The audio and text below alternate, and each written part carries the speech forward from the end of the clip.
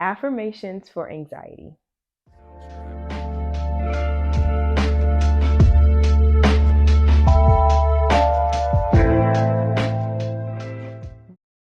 Hello, Uprooted community. Thank you so much for joining me again. I am Omatoke Adewale, licensed marriage and family therapist, bringing you all things faith and mental health through this platform, Uprooted. Give yourselves a round of applause for joining. Woohoo, for tuning in. If you are new here, we welcome you. Thank you so much for being here today. So, we're going to jump right in. Last episode, we talked about truths regarding anxiety and worry. So today I felt that it would be probably helpful to provide some affirmations for anxiety that you can utilize, right? To give you something practical. So affirmations and confessions are so important when it comes to our mental wellness and when it comes to our faith, right? Um, when we look at the word affirm, it means to state, to declare as true, right? And sometimes people find saying affirmations or confessions, like we call it in church, kind of cheesy, but it's very important for us to remember that the words that we speak, it builds us up, right? Or it can tear us down. So it's very important that we get into the practice of speaking positive words over ourselves, words that can heal, words that can transform, words that are scriptural, that are biblical, right? And our words do have power, like I mentioned in a previous episode. So it's very important for us to remember that it's also a muscle that we're building, right? So it might not feel comfortable or whatever at first, but the more you do it, the more you practice it, the more comfortable you feel and the more empowered you feel, right? So positive affirmations, positive confessions can help in building up our confidence and building our self-esteem and building our sense of self-worth, right? So I know some people put affirmations on their phone, in their homes, in your on your bathroom mirror, on post-its, right?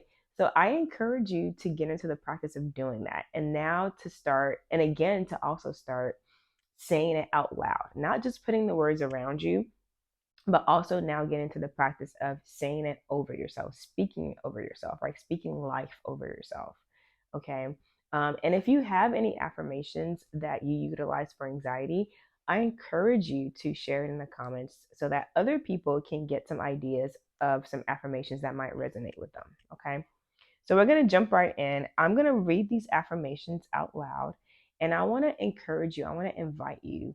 As I read them, I'm going to pause in between, and I encourage you to repeat them after me, right? To kind of get it into the practice again of saying them out loud. Okay.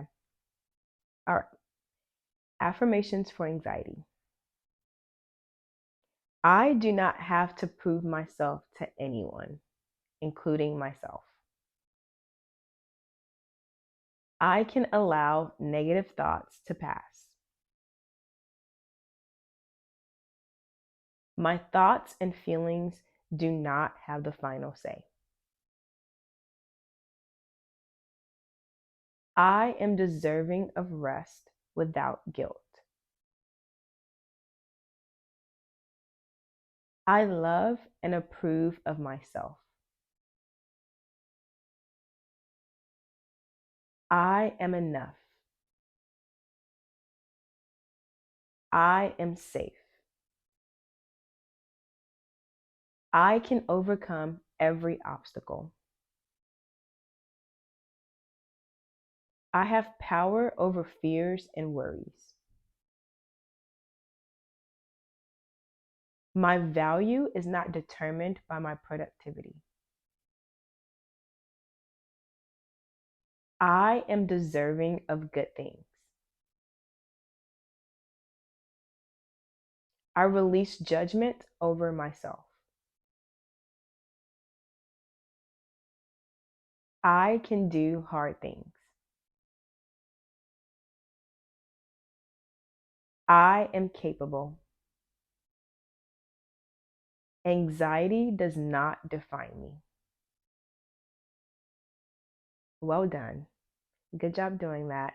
I hope it resonated with you. If there was any of those that I read out loud that you particularly liked or it really stuck with you, share it with me, right? Put in the comments. And if you are interested in me sharing more affirmations about anything else, such as depression, self doubt, etc., let me know and I'll do more videos in terms of sharing those affirmations out loud so that you can start to repeat them.